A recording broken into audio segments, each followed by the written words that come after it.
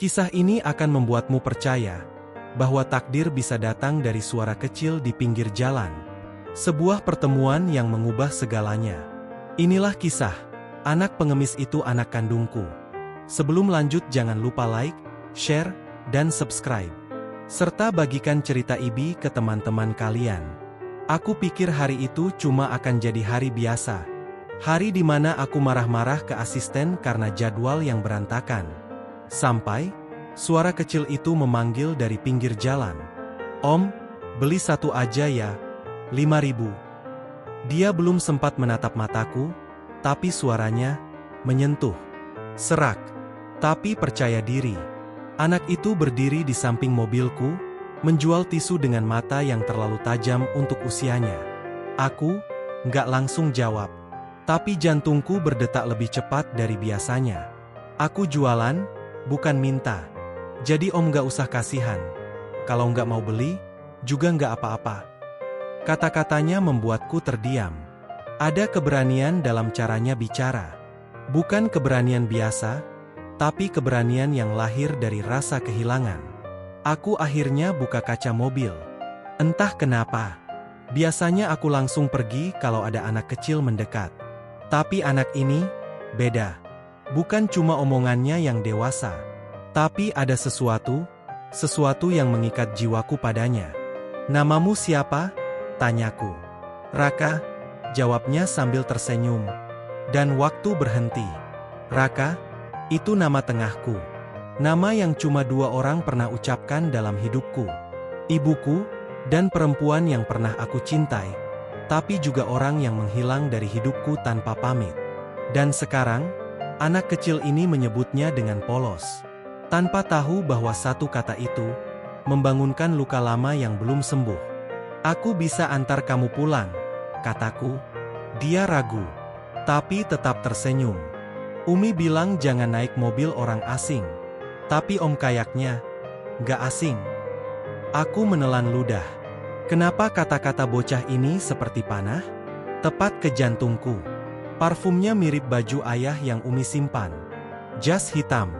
Lama banget disimpan di lemari. Kadang aku peluk kalau Umi tidur. Dan saat itu juga, aku tahu. Darahku mengalir dalam tubuh anak ini. "Umurmu berapa?" tanyaku. 5 tahun. Kata Umi, "Aku lahir bulan Februari." Aku menggenggam setir lebih erat. Februari, 5 tahun lalu. Waktu yang sama saat perempuan itu pergi dari hidupku. Tanpa kabar. Tanpa alasan. Kini, anak kecil di sampingku, menyambung semua potongan yang selama ini aku buang jauh. Dan aku tahu, takdir sedang membawaku pulang. Kami sampai di gang belakang pasar. Raka menunjuk satu rumah kayu berdinding triplek, catnya mengelupas, atapnya bocor di sana-sini. "Ini rumahku, Om." Napasku tercekat. Dulu, dia tidak seperti ini. Dulu, perempuan itu punya masa depan. Cerdas, cantik, punya prinsip. Tapi sekarang, hidupnya berakhir di gang sempit? Apa aku penyebab semua ini? Pintu rumah terbuka. Dia berdiri di ambang pintu, tubuhnya kurus, kerudung lusuh di kepalanya. Matanya membelalak saat melihatku. "Teguh?" Suara itu gemetar. Aku menatapnya. 5 tahun. Setelah 5 tahun tanpa kabar, akhirnya aku tahu kenapa dia pergi. Dan aku tahu, aku telah meninggalkan sesuatu yang tak seharusnya aku tinggalkan. Kemudian mempersilahkan aku masuk. Kami duduk di tikar usang. "Kenapa kamu pergi tanpa bilang apa-apa?" tanyaku, suaraku serak. Dia terdiam. Lalu berkata, "Karena waktu itu, aku tahu kamu sudah memilih masa depan tanpa aku." Aku memejamkan mata. Waktu itu, aku memang lemah. Tak berani memperjuangkan cinta kami. Aku memilih diam. Dan dia, memilih pergi dengan luka yang tak pernah aku pahami. Dan aku hamil waktu itu, Guh. Dia menunjuk Raka yang duduk di tikar usang di antara kami. "Dia anak kita, Guh. Namanya Raka, dari namamu." Aku mendekat. Dada ini seperti meledak. Dia bukan hanya anak penjual tisu. Dia bukan hanya bocah pengemis di jalan.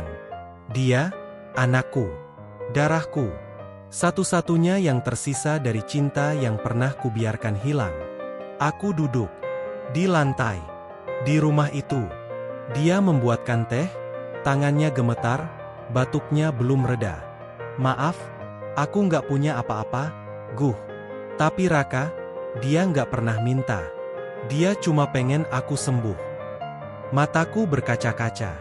Perempuan ini telah melahirkan dan membesarkan anakku seorang diri. Di tengah kerasnya hidup, tanpa satu pesan pun dariku. Dan sekarang, aku datang. Terlambat. Terlalu terlambat. Malam itu aku duduk lebih lama, memperhatikan Raka. Dia sedang menyelimuti ibunya yang batuknya makin keras. Lalu pelan-pelan, dia membuka lemari kecil, mengeluarkan jas hitam tua, dan memeluknya. Ini punya ayah, Umi bilang. Tapi ayahnya takut, jadi pergi. Aku nyaris menahan napas. Anak ini tak tahu aku ada di situ. Dan justru dalam sepi itulah, aku melihat betapa besarnya hati anak kecil bernama Raka. Keesokan paginya, aku datang lagi. Kali ini membawa obat, makanan, dan keberanian yang dulu tak kupunya. Dia menyerahkan selembar foto padaku. Aku simpan ini sejak dulu, Guh. Aku nggak pernah benci kamu. Tapi aku tahu, aku nggak cukup kuat untuk bertahan di duniamu. Di foto itu, kami tertawa. Di pinggir danau. Saat segalanya masih sederhana. Sebelum janji-janjiku menguap. Sebelum dia menghilang membawa 2 nyawa. Aku berdiri di depan rumahnya, menatap langit yang mendung. Andai aku bisa memutar waktu, aku pasti akan mencari dia. Memeluk dia, meminta maaf. Tapi waktu tak bisa dibalik. Yang bisa kulakukan hanya satu. Menebus semuanya sekarang. Bukan dengan uang, tapi dengan hadir. Dengan menjadi ayah bagi Raka. Dan mungkin, jika Tuhan mengizinkan, jadi pelindung bagi ibunya lagi. Hari-hari berlalu. Aku datang tiap pagi, mengantar makanan. Menemani Raka belajar. Mengajak dia jalan sore. Kadang aku ajak dia makan di restoran sederhana. Wah, ini kayak mimpi ya Om. Aku hanya bisa tertawa kecil. Dia masih belum tahu. Belum tahu, kalau aku bukan cuma Om, tapi ayah kandungnya. Dan aku belum berani bilang.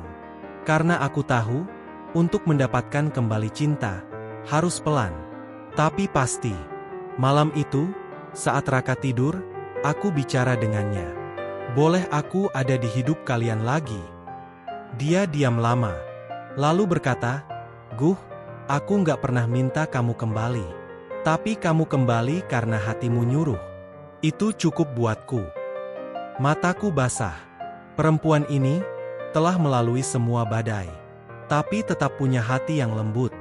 Dan malam itu, aku tahu. Aku sudah diizinkan pulang. Pulang kedua hati yang dulu pernah kutinggalkan. Pagi itu, aku mendapat telepon dari rumah sakit. Mereka bilang perempuan itu pingsan di pasar. Aku langsung meluncur. Sesampainya di sana, dia masih lemah di ranjang. Dokter bilang, batuknya sudah menginfeksi paru. Terlambat diobati. Maaf, Guh, aku nyusahin. Aku menggenggam tangannya. Kamu nggak nyusahin. Aku yang telat sadar. Dan saat itu juga, aku bersumpah. Aku nggak akan kehilangan dia untuk kedua kalinya. Sore itu, aku duduk bersama Raka di taman rumah sakit. Om, Umi kenapa ya? Dia bilang cuma capek. Tapi sekarang tidur terus. Aku tak sanggup menjawab. Dia anak yang kuat. Tapi aku tahu, hatinya rapuh. Ia terlalu kecil untuk tahu kata, rawat inap. Terlalu polos untuk tahu bahwa ibunya sedang bertarung di ambang hidup dan mati. Tapi satu hal yang ku tahu pasti. Dia tak boleh merasa sendiri.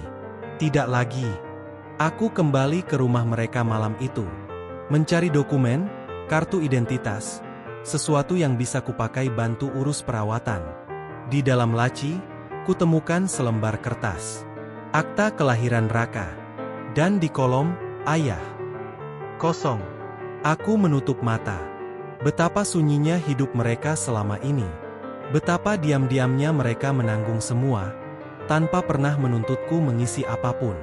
Tapi malam itu, aku tahu, sudah waktunya aku mengisi tempat itu. Besoknya, di samping ranjang rumah sakit, aku duduk dengan Raka. Raka, kalau Om bilang, Om sebenarnya ayah kamu marah nggak? Dia diam. Lama. Lalu berkata pelan, enggak, Om. Soalnya aku udah curiga dari lama. Wajah kita kayak bercermin. Tapi, aku nunggu Om ngaku sendiri. Aku tak bisa tahan air mata. Anak sekecil itu, tahu segalanya. Tapi memilih menunggu. Karena mungkin, dia lebih sabar dari ayahnya sendiri. Saat ibunya sadar, dia melihat kami berdua tidur bersisian di sofa rumah sakit. Dia tersenyum pelan. Raka udah tahu, Guh. Aku mengangguk. Lalu Raka bangun, dan memelukku erat-erat. Ayah, jangan pergi lagi ya. Aku menahan isak. Tidak, nak. Kali ini, ayah akan tinggal. Dan ayah akan menebus semua yang pernah hilang. Setelah ibunya sembuh dan keluar dari rumah sakit, aku bawa mereka ke rumah baru. Bukan rumah mewah, tapi bersih, layak, dan punya ruang untuk bahagia. Om, ayah, ini rumah kita sekarang? Tanya Raka. Aku mengangguk. Dan matanya langsung berbinar. Bukan karena isi rumahnya, tapi karena dia merasa punya tempat. Tempat untuk tumbuh. Tempat untuk menyebut keluarga. Hari itu, aku ajak Raka ke kantor catatan sipil. Aku ingin menebus satu hal kecil yang selama ini kosong. Nama belakangnya. Petugas mencatat ulang akta kelahiran. Dan saat lembar baru dicetak, Raka menatapku dan tersenyum. Raka teguh. Sekarang beneran nyambung ya? Yah. Aku mengangguk. Air mata jatuh tanpa suara. Akhirnya, namanya utuh. Akhirnya, aku ada di situ. Suatu malam, Raka demam tinggi. Aku panik, lebih dari yang pernah kurasakan dalam hidupku. Menggendongnya, memeluknya, membisikkan doa-doa. Dan di tengah keringat dinginnya, dia menggenggam jemariku. Ayah, jangan takut. Aku kuat kok. Anak itu menghiburku, saat dia yang sedang sakit.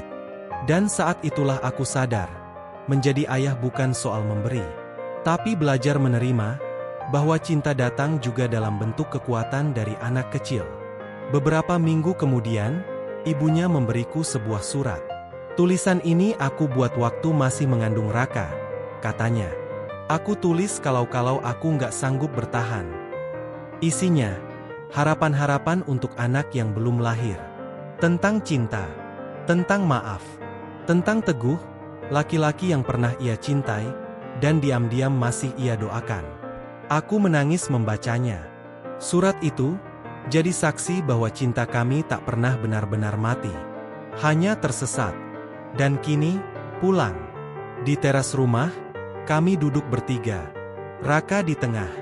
Matahari sore menghangatkan kami. Ayah, kata Raka. Aku pengen jadi orang hebat. Biar bisa jagain Umi dan ayah juga. Aku tersenyum. Kubiarkan waktu berjalan pelan. Karena untuk pertama kalinya, aku tak ingin mengejar apa-apa lagi. Karena akhirnya, aku tahu, rumah bukan soal tembok tinggi atau pagar besi. Rumah adalah dua tangan kecil yang memanggilku, ayah, dan satu hati yang tak pernah benar-benar meninggalkanku. Terima kasih sudah menyimak episode kali ini. Kalau kisah ini menyentuh hatimu, jangan lupa like, share, dan subscribe. Karena setiap minggu, akan ada kisah nyata dan fiksi yang membuka mata dan hati. Hanya di Serpihan Kisah.